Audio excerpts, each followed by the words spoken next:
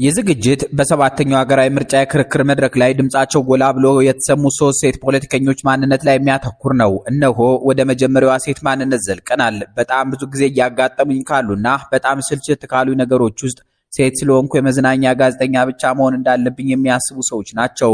ጭራሽ ሊመክሩኝም ይሞክራሉ።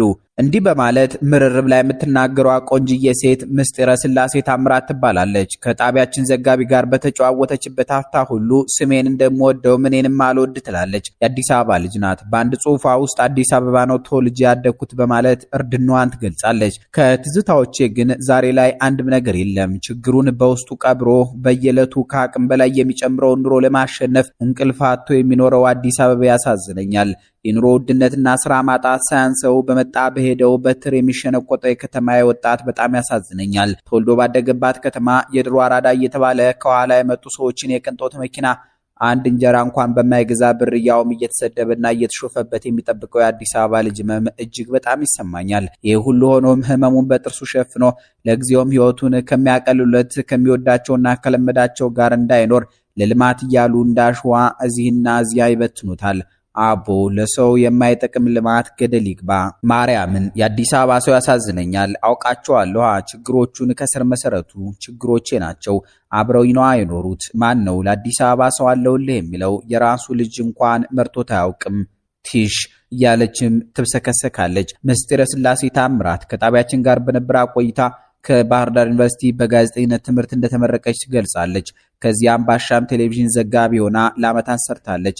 አሻም ቴሌቪዥንን ስትገልጠው የትኛውን ቦታ ብቀጠር የቱንም ያህል ትልቅ ብሆን የሚሰማኝ ክብርና ደስታ የአሻም ቴሌቪዥን ጋዜጠኛ ነኝ ስል ከሚሰማኝ ኩራት ክብርና ደስታ ጋር የሚነጻጸር እንዳይደለ አውቃለሁ ትላለች።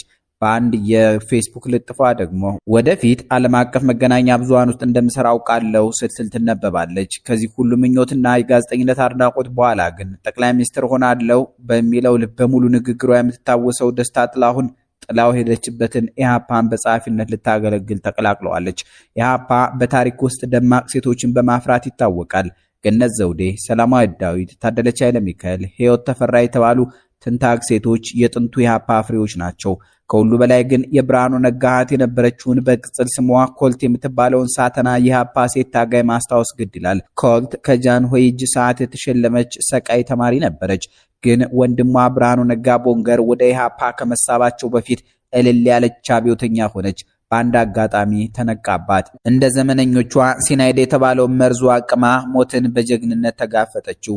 የዛሬዋ ኢሃፓ ዋና ጸሐፊ ምስጢረ ስላሴ ታምራት የዚያ ተአምረኛ ትውልድ ወራሽ መሆኗ ነው። የልደቱ አያሌው ምህረቱ አድናቂ ትመስላለች። ብዙ ጊዜ ስለ ሰላማዊ ትግል አቀንቃኙ ልደቱ አያሌው ትጽፋለች። በግል እንደሚጻጻፉም ፍንጭ ትሰጣለች። ምስጢረ ስላሴ በሀያዎቹ አጋማሽ ያለች ሴት ፖለቲከኛ እንደመሆኗ ገና ብዙ የሚጠበቅባት ይመስላል። በዚሁ ለልምዷ ከጠቀሟት የኢሶዶፓዋን ራሄል ባፌን ማንነት እናስተዋውቃት። ታዋቂዋ ፖለቲከኛ ራሄል ባፌ ደፋር ተናጋሪ ተብለው ይሞገሳሉ። የዛሬ ዓመት ገደማ ጠቅላይ ሚኒስትር አብይ አህመድ ተቃዋሚ ፓርቲዎች አማራጭ ሀሳብ ከማቅረብ ይልቅ ከሳሽ ነበሩ ሲሉ በመውቀሳቸው ዶክተር ራሄል ተቆጥተው ነበር። ሴትዮዋ የጠቅላዩን ንግግር ዘለፋና ከእውነት የራቀ ሲሉ ነበር በጥብቅ የተቃወሙት። ፖለቲከኛዋ በወቅቱ ለአብይ በሰጡት ደፋር ምላሽ ተቃዋሚ ፓርቲዎች ሐሳብ ብቻ እንዳላቸው፣ ብልጽግና ፓርቲ ደግሞ የፈለገውን ያደርግ ዘንድ ባንክም ታንክም ስልጣንም እንዳለው አንስተው ብስጭታቸውን መግለጻቸው ይታወሳል። ዶክተር ራሄል በፖለቲካ ብዙ ልምድ አካብተዋል። የህዝብ ድምፅ ለመሆን መስዋዕትነት በከፈሉበት በሰላማዊ ትግል ያምናሉ። የትጥቅ ትግል አድናቂ አይደሉም። የመጀመሪያ ዲግሪያቸውን ማናጅመንት፣ ሁለተኛ ዲግሪያቸውን በቢዝነስ አድሚኒስትሬሽን፣ የዶክትሬት ዲግሪያቸውን ደግሞ በሊደርሺፕ ወይም በአመራርነት ትምህርት አግኝተዋል። ራሄል ባፌ ዛሬ የኢትዮጵያ ሶሻል ዲሞክራቲክ ፓርቲ ወይም ኢሶዴፓ ምክትል ሰብሳቢ ናቸው። ዶክተር ራሄል ባፌ በኢትዮጵያ የፖለቲካ ፓርቲዎች የጋራ ምክር ቤት ሰብሳቢነት ለሁለት የሥራ ዘመን አገልግሏል። በሶስተኛ ደረጃ በሰሞነኛው የምርጫ ክርክር መድረክ ላይ ደምቃ ያየናት ሴት ፍጹም አሰፋ ደላ ትባላለች።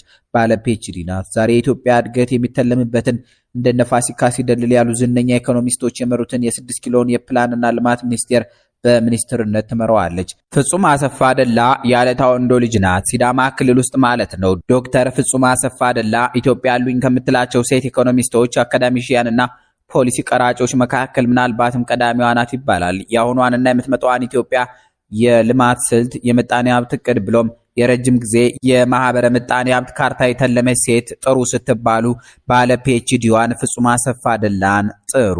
ዶክተር ፍጹም አሰፋ ደላን ለዚህ መላቅ ያበቃት ኢኮኖሚክስ፣ የልማት ጥናትና የግብርና ኢኮኖሚክስ አጣምራ መማሯ ይመስላል። የመጀመሪያ ዲግሪዋ ከአዲስ አበባ ዩኒቨርሲቲ አካውንቲንግ ትምህርት ክፍል የተገኘ ነው። ይህ ትምህርት መሰረታዊ ፋይናንስና የኢኮኖሚ መርሆችን ስለያዘ ምጣኔ ሀብታዊ እቅዶችን ለመንደፍና የልማት ፖሊሲ ለማርቀቅ ይበጃል ይባላል። ፍጹም አሰፋ ደላ ደግሞ የማስተርስ ዲግሪዋን ከዚያው ከአዲስ አበባ ዩኒቨርሲቲ በልማት ጥናት ዘርፍ በማግኘት ይበልጥ ወደ አሁኑ ስልጣኗ ትጠጋለች። የፒኤችዲ ዲግሪዋ ለገበሬዎች ሀገር ኢትዮጵያ የሚበጀው አግሪካልቸራል ኢኮኖሚክስ ነው። ጀርመን ከሚገኘው ጌሴን ዩኒቨርሲቲ ተምራ እንደተመረቀች ተጽፏል። ዶክተር ፍጹም አሰፋ ወደ ፖለቲካው ዘው ብላ ከመግባቷ በፊት ሐዋሳ ዩኒቨርሲቲ ውስጥ ለ10 ዓመታት ያህል አስተማሪ ነበረች። የፕላንና ልማት ሚኒስትሯ ፍጹም አሰፋ ደላ ምናልባትም በአብይ አህመድ አሊ የጠቅላይ ሚኒስትርነት ዓመታት ሁሉ ባሉበት ስልጣን ከዘለቁ ሚኒስትሮች መካከል ብቸኛዋ ሳትሆን አትቀርም። ወይም ረጅሙ የአንድ ሚኒስቴር መስሪያ ቤት አለቃነት ጊዜ የሷው ነው። ከ2010 ዓ.ም ጀምራ እስከዚህ ዝግጅት ጥንቅር ጊዜ የፕላንና ልማት ሚኒስትር ናት። የመጪዎቹ 10 ዓመታት የኢትዮጵያ ልማት እቅዶች በእጇ ናቸው።